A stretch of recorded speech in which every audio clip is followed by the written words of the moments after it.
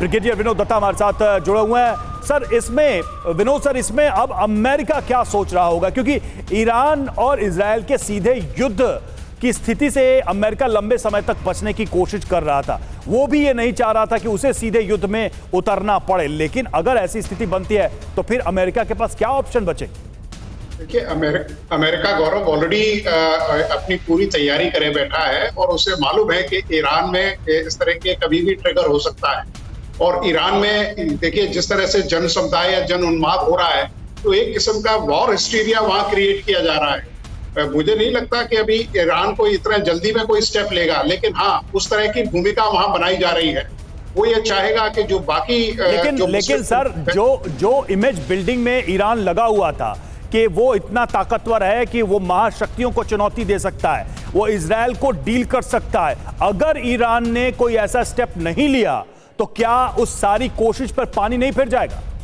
देखिए, वो बिल्कुल ठीक कह रहे हैं गौरव आप, लेकिन देखिए एक तो फोर्स प्रोजेक्शन होता है, दूसरा क्या ईरान इस पोजीशन में है। अगर आप ईरान की जियो स्ट्रेटेजिक लोकेशन देखें तो अमेरिका ने ईरान को चारों तरफ से घेर रखा है। अमेरिकन ट्रूप्स बिल्कुल उसके चारों तरफ 360 डिग्री एनसर्कल किया हुआ है और ईरान को इस बात का पता है और अमेरिका नहीं चाहेगा, क्योंकि देखिए अमेरिका में इलेक्शंस भी हैं, तो बाइडेन साहब नहीं चाहेंगे कि भाई इजराइल के खिलाफ वो जाएं, क्योंकि अमेरिका खुद एक कैपिटलिस्ट कंट्री है और वहां जो यहूदी समुदाय है वो काफी वर्चस्व रखता है, उनकी काफी से है।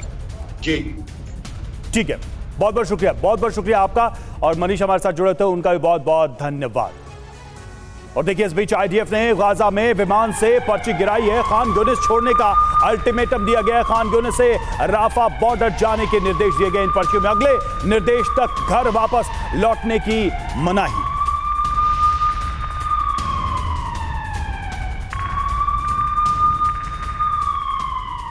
और हमास की कैद से बंधकों की रिहाई की मांग तेज हो गई है। इजरायली संसद में बंधकों के परिजनों का प्रदर्शन। नेतन्याहू की स्पीच के दौरान नारेबाजी की गई।